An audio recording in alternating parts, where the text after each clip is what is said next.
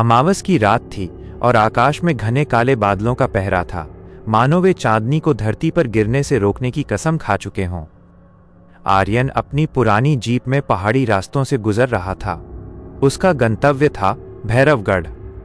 ये एक ऐसा गांव था जिसका जिक्र नक्शों में तो था, लेकिन लोगों की जुबान पर आते ही सन्नाटा छा जाता था। आर्यन एक लेखक था और उसे पुरानी वीरान हवेलियों पर किताबें लिखने का शौक था। उसे भैरवगढ़ की पुरानी लाखिया हवेली के बारे में पता चला था, जिसके बारे में कहा जाता था कि वहां जो भी गया वो या तो वापस नहीं आया या अपनी मानसिक सुध-बुध खो बैठा। गांव के प्रवेश द्वार पर पहुंचते ही जीप के हेडलाइट्स की रोशनी में उसे एक पुराना बोर्ड दिखा, जिस पर लिखा था, यहां रात कभी खत्म नहीं होती। हवा में एक अजीब सी ठंडक थी, ऐसी ठंडक जो मौसम की नहीं बल्कि रूह को कपा देने वाली थी। आर्यन ने जैसे ही गांव में प्रवेश किया, उसने देखा कि हर घर का दरवाजा और खिड़की कसकर बंद थे। सड़कों पर एक भी इंसान नहीं था, यहां तक कि कोई आवारा कुत्ता भी नहीं भौंक रहा था। सिर्फ उसकी जीप के इंजन की आवाज उस मौत जैसे सन्नाटे को चीर रही थी। हवेली गांव के सबसे ऊपरी छोर पर स्थित थी। जब आर्यन ने हवेली का मुख्य लोहे का गेट खोला तो उसके जंग लगे कब्जों से एक ऐसी चीख निकली जैसे किसी को तड़पाया जा रहा हो। हवेली का ढांचा विशाल और डरावना था। लाल पत्थरों से बनी यह इमारत अंधेरे में खून से सनी हुई प्रतीत हो रही थी। आर्यन अपना सामान लेकर अंदर गया। अंदर का माहौल बाहर से भी ज्यादा भयानक था। धूल की मोटी परतें, जाले और सीलन की बदबू ने उसका स्वागत किया। तभी उसे एक परछाई सी दिखी। कौन है वहां? आर्यन ने टॉर्च की रोशनी घुमाई। सामने एक बूढ़ा आदमी खड़ा था, जिसके हाथ में एक लालटेन थी। उसका चेहरा झुर्रियों से भरा था और आंखें पथराई हुई थीं। मैं रामू हूं साहब, इस हवेली का चौकीदार, उसने खड़खड़ाती आवाज में कहा। मैंने आपको मना किया था खत में, यहां मत आइए, यह जगह शापित है। आर्यन हंसा। रामू काका, मैं इन भूतों की कहानियों पर विश्वास नहीं करता, मुझे बस एक कमरा साफ करके दे दो। रामू काका ने उसे एक अजीब नजर से देखा, जैसे वो किसी मुर्दे से बात कर रहे हों। ठीक है साहब, लेकिन याद रखना, रात को अगर कोई आवाज आए या कोई पुकारे तो दरवाजा मत खोलना। और हां, दूसरी मंजिल की पश्चिम वाली कोठरी की तरफ भूलकर भी मत जाना। रामू काका उसे एक कमरे में छोड़कर चले गए। आर्यन ने अपना सामान रखा और खिड़की से बाहर देखा। नीचे घना जंगल था और दूर कहीं सियारों के रोने की आवाजें आ रही थीं। उसने सोचा कि ये सब सिर्फ माहौल का असर है, लेकिन उसे नहीं पता था कि हवेली की दीवारें उसे देख रही हैं। जैसे ही उसने सोने के लिए आंखें बंद की, उसे महसूस हुआ कि कमरे के कोने में कोई खड़ा है और उसे एकटक घूर रहा है। उसने झटके से आंखें खोलीं, लेकिन वहां कोई नहीं था। बस हवा में एक भारीपन था, जैसे किसी ने अभी अभी वहां सांस ली हो। ये उस खौफनाक रात की बस शुरुआत थी। रात के करीब 2 बज रहे होंगे। आर्यन को गहरी नींद आ चुकी थी, लेकिन अचानक एक तीखी आवाज ने उसे झकझोर कर उठा दिया। ये आवाज घुंघरुओं की थी। आवाज बहुत धीमी थी, लेकिन इतनी स्पष्ट थी जैसे कोई उसके बिस्तर के ठीक बगल में नाच रहा हो। आर्यन पसीने से तरबतर होकर उठ बैठा। उसने अपनी टॉर्च जलाई, लेकिन कमरे में कोई नहीं था। ये मेरा वहम है, उसने खुद को समझाया और पानी पीने के लिए बोतल उठाई। पानी का घूंट भरते ही उसे फिर से वही आवाज सुनाई दी, लेकिन इस बार ये आवाज कमरे के बाहर गलियारे से आ रही थी। जिज्ञासा और डर के मिले जुले भाव के साथ आर्यन ने दरवाजा खोला। बाहर गलियारे में घुप अंधेरा था। रामू काका की लालटेन कहीं नजर नहीं आ रही थी। आर्यन टॉर्च लेकर बाहर निकला। हवेली का गलियारा अनंत लग रहा था। तभी हवा का एक ठंडा झोंका उसे छूकर गुजरा और उसके साथ ही किसी महिला के रोने की आवाज आई। वो रोना इतना दर्दनाक था कि आर्यन का दिल दहल गया। बचाओ, मुझे छोड़ दो, एक सिसकती हुई आवाज गूंजी। आर्यन आवाज का पीछा करते हुए सीढ़ियों की तरफ बढ़ा। आवाज ऊपर की मंजिल से आ रही थी, वही दूसरी मंजिल जिसके लिए रामू काका ने मना किया था। तार्किक मन ने उसे रोका, लेकिन लेखक की जिज्ञासा उसे ऊपर खींच रही थी। सीढ़ियां चढ़ते हुए उसे लगा कि उसके पीछे कोई चल रहा है। उसने मुड़कर देखा, लेकिन वहां सिर्फ अंधेरा था। जब वो दूसरी मंजिल पर पहुंचा तो तापमान अचानक गिर गया। उसके मुंह से भाप निकल रही थी। सामने एक लंबी गैलरी थी, जिसके अंत में एक बड़ा सा लकड़ी का दरवाजा था, पश्चिम वाली कोठरी। सिसकियों की आवाज अब उसी कमरे के अंदर से आ रही थी। आर्यन के हाथ कांप रहे थे। जैसे ही उसने दरवाजे के हैंडल को छूना चाहा, वो खुद ब खुद चरमराते हुए खुल गया। अंदर से सड़े हुए मांस और मोगरे के फूलों की मिली जुली एक अजीब सी बदबू आई। आर्यन ने टॉर्च की रोशनी अंदर डाली। कमरा खाली था, लेकिन बीच में एक पुरानी धूल से भरी हुई आराम कुर्सी रखी थी। और वह कुर्सी धीरे धीरे हिल रही थी। आर्यन की सांसें गले में अटक गईं। खाली कुर्सी पर कोई नहीं था, फिर वो कैसे हिल रही थी? तभी उसकी नजर फर्श पर पड़ी। धूल से भरे फर्श पर नंगे पैरों के निशान थे, छोटे नाजुक पैरों के निशान जो अभी अभी बने थे, और वे निशान कुर्सी से उठकर सीधा आर्यन की तरफ आ रहे थे। आर्यन पीछे हटा, लेकिन उसका पैर फिसला और वो गिर पड़ा। टॉर्च उसके हाथ से छूट गई और लुढ़कती हुई उस कुर्सी के पास जा रुकी। रोशनी अब सीधा ऊपर दीवार पर पड़ रही थी, जहां एक बड़ी सी तैलचित्र पेंटिंग टंगी थी। पेंटिंग में एक बेहद खूबसूरत औरत थी, लेकिन उसकी आंखों की जगह 2 काले गड्ढे थे और उन गड्ढों से ताज़ा खून बह रहा था। तभी आर्यन के कान के ठीक पास किसी ने फुसफुसाया, "तुम आ गए?" आर्यन चीखते हुए उस कमरे से भागा और सीधे अपने कमरे में जाकर दरवाज़ा बंद कर लिया। उसका दिल इतनी जोर से धड़क रहा था कि उसे अपनी पसलियां टूटती हुई महसूस हो रही थीं। पूरी रात वो बिस्तर के एक कोने में दुबक कर बैठा रहा, हनुमान चालीसा का पाठ करने की कोशिश करता रहा, लेकिन उसके दिमाग में बस वही खून के आंसू रोती हुई पेंटिंग और वो फुसफुसाहट गूंज रही थी। सुबह हुई, लेकिन सूरज की रोशनी बादलों के कारण बहुत फीकी थी। हवेली का माहौल अब भी भारी था। आर्यन ने फैसला किया कि वो आज ही यहां से चला जाएगा। वो अपना सामान पैक कर रहा था कि तभी उसकी नजर मेज की दराज पर पड़ी, जो थोड़ी खुली थी। रात को हड़बड़ी में शायद उससे धक्का लग गया था। दराज के अंदर एक पुरानी चमड़े की जिल्द वाली डायरी रखी थी। आर्यन ने कांपते हाथों से डायरी उठाई। ये डायरी 1950 की थी और इसे लिखने वाले का नाम था कुंवर विक्रम सिंह। आर्यन ने पन्ने पलटना शुरू किया।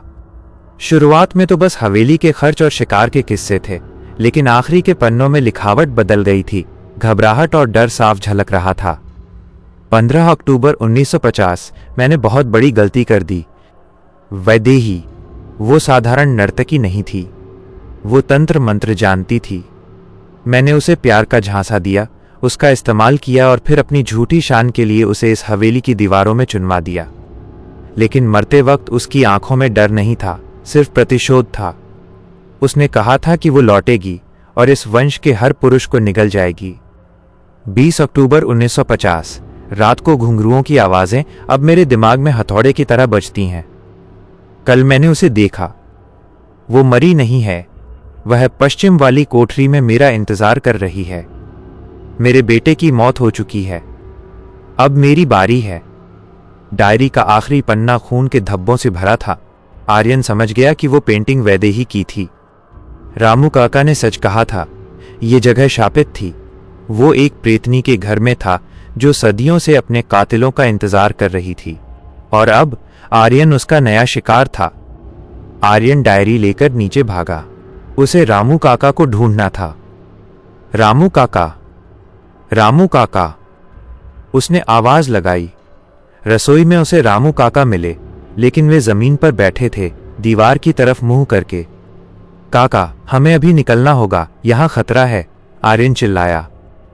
रामू काका धीरे धीरे पलटे। आर्यन की रूह कांप गई। रामू काका की आंखें गायब थीं, बिल्कुल पेंटिंग वाली औरत की तरह, और उनके मुंह से खून टपक रहा था। वो तुम्हें जाने नहीं देगी बाबूजी। रामू काका की आवाज अब उनकी नहीं थी, बल्कि एक भारी शैतानी आवाज थी। मेहमान नवाजी अभी बाकी है। अचानक रसोई के सारे बर्तन हवा में उड़ने लगे और एक एक करके आर्यन की तरफ गिरने लगे। आर्यन जान बचाकर मुख्य दरवाजे की तरफ भागा, लेकिन दरवाजा लॉक हो चुका था।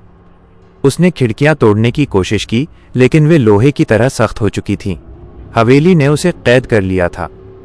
अब दिन का उजाला भी खत्म हो रहा था और अमावस की दूसरी रात शुरू होने वाली थी। इस बार वैदेही सिर्फ डराने नहीं, बल्कि उसे अपने साथ ले जाने के लिए आ रही थी। भाग 4, मौत का तांडव, द डांस ऑफ डेथ। हवेली के अंदर अंधेरा गहराने लगा था। बिजली गुल हो चुकी थी और आर्यन के पास मौजूद टॉर्च की बैटरी भी जवाब दे रही थी। वो मुख्य हॉल के बीचों बीच खड़ा था। उसके हाथ में आग जलाने के लिए एक लोहे की रॉड थी जो उसने कहीं से उठाई थी। उसे पता था कि भागने का कोई रास्ता नहीं है, इसलिए अब लड़ना ही एकमात्र विकल्प था। अचानक पूरे हॉल में वही मोगरे और सड़े हुए मांस की बदबू फैल गई। हवा में ठंडक इतनी बढ़ गई कि आर्यन की उंगलियां सुन्न होने लगीं। तभी सीढ़ियों के ऊपर से घुंघरुओं की आवाज आई। इस बार आवाज धीमी नहीं थी, बल्कि तेज और आक्रामक थी। छन छन छन। आर्यन ने ऊपर देखा। रेलिंग पर वैदेही बैठी थी। उसका चेहरा अब वैसा नहीं था जैसा पेंटिंग में था। उसका शरीर सड़ चुका था, जगह जगह से हड्डियां दिख रही थीं, बाल बिखरे हुए थे और वो उल्टा लटकी हुई थी जैसे कोई मकड़ी हो। उसकी लाल चमकती आंखों ने आर्यन को घूरा। तुम क्या चाहती हो? आर्यन चिल्लाया। उसकी आवाज कांप रही थी। वैदेही ने एक भयानक हंसी हंसते हुए छलांग लगाई और सीधा छत से चिपकी हुई रेंगने लगी। खून, मुझे कुंवर के वंश का खून चाहिए। उसकी आवाज चारों दिशाओं से गूंज रही थी। मैं कुंवर के वंश का नहीं हूं, मैं सिर्फ एक लेखक हूं। आर्यन पीछे हटते हुए बोला। झूठ, वैदेही चिल्लाई। तुम्हारी नसों में वही गंध है। तुम उन्हीं के परपोते हो जो शहर जाकर बस गए थे। तुम वापस आए हो अपनी मौत के पास। आर्यन सन्न रह गया। उसे अपने दादाजी की बातें याद आईं, जो हमेशा कहते थे कि उनका पुश्तैनी गांव कभी मत जाना। उसे पता ही नहीं था कि उसका संबंध इस हवेली से है। तभी वैदेही छत से कूदी और सीधा आर्यन के सामने आ खड़ी हुई। उसका चेहरा आर्यन के चेहरे से इंच भर की दूरी पर था। उसकी सड़ी हुई सांसें आर्यन के चेहरे को झुलसा रही थीं। उसने अपने नुकीले नाखूनों वाला हाथ उठाया और आर्यन के गले को जकड़ लिया। आर्यन ने उसे रॉड से मारने की कोशिश की, लेकिन रॉड उसके शरीर के आर पार हो गई जैसे वो धुएं की बनी हो। उसकी पकड़ लोहे जैसी सख्त थी। आर्यन का दम घुटने लगा। उसे अपनी आंखों के सामने अंधेरा छाता हुआ महसूस हुआ। वैदेही उसे घसीटते हुए सीढ़ियों की तरफ ले जाने लगी, उसी पश्चिम वाली कोठरी की तरफ। आर्यन ने पूरी ताकत लगाकर पास पड़े एक फूलदान को उठाया और वैदेही के सिर पर दे मारा। हालांकि उसे चोट नहीं लगी, लेकिन उसका ध्यान एक पल के लिए भटका और उसकी पकड़ ढीली हुई। आर्यन हांफते हुए उठा और दूसरी दिशा में भागा। मैं तुम्हें जिंदा नहीं छोड़ूंगी।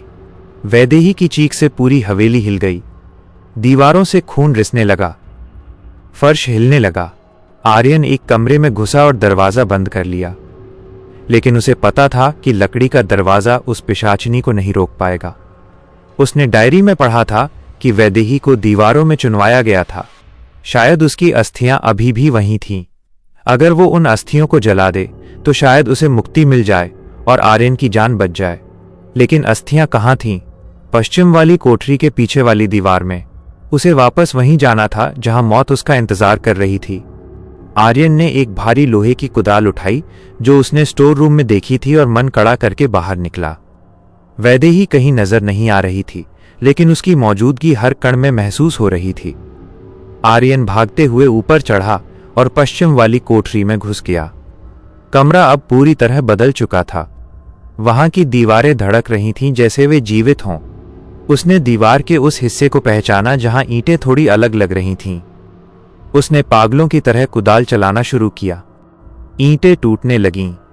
नहीं, वैदेही की चीख सुनाई दी। वह अचानक आर्यन के पीछे प्रकट हुई। उसने आर्यन को हवा में उठाया और दीवार पर दे मारा। आर्यन की पीठ में भयानक दर्द हुआ, लेकिन उसने हार नहीं मानी। वो फिर उठा और कुदाल उठाकर दीवार पर दे मारी। दीवार गिर गई। अंदर एक कंकाल था जो जंजीरों से जकड़ा हुआ था और उसके पैरों में अभी भी घुंघरू बंधे थे। वैदेही तड़पने लगी। वो आर्यन की तरफ झपटी, लेकिन आर्यन ने अपनी जेब से लाइटर निकाला और अपनी ही शर्ट उतारकर उस पर केरोसिन, जो उसने लालटेन से लिया था, छिड़का और कंकाल पर फेंक दिया। जल जा, आर्यन चिल्लाया और जलती हुई शर्ट कंकाल पर डाल दी। आग तुरंत भड़क उठी। वैदेही, जो अब आर्यन से बस कुछ इंच दूर थी, आग की लपटों की तरह चीखने लगी। उसका शरीर धू धू करके जलने लगा, जैसे अदृश्य आग उसे जला रही हो। मैं वापस आऊंगी, ये खत्म नहीं होगा, वो चिल्लाई और धुएं के गुबार में बदल गई। हवेली हिलने लगी। छत से पत्थर गिरने लगे। आर्यन समझ गया कि हवेली गिर रही है। वो अपनी जान बचाकर खिड़की की तरफ भागा और बिना सोचे समझे दूसरी मंजिल से नीचे झाड़ियों में कूद गया। उसे कई जगह चोटें आईं। उसका पैर शायद टूट गया था, लेकिन वो रुका नहीं।